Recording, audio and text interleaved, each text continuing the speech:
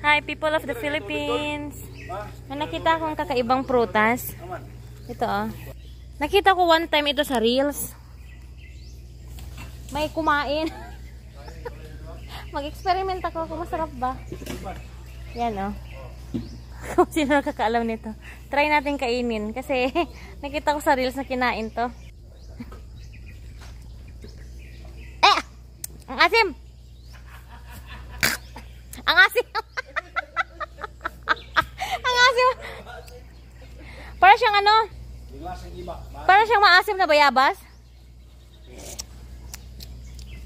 Para din siyang lasang santol. Something ganon. Maasim siya. Maasim. Madagta. So meron siyang pula. Meron din siyang pag nahinog siguro black na siya. Ganito. Try ulit natin.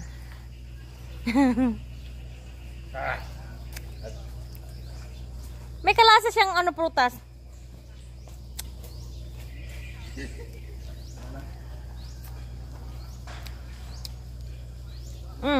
Pag masanay ka pero okay naman na. Kaya lang maasim.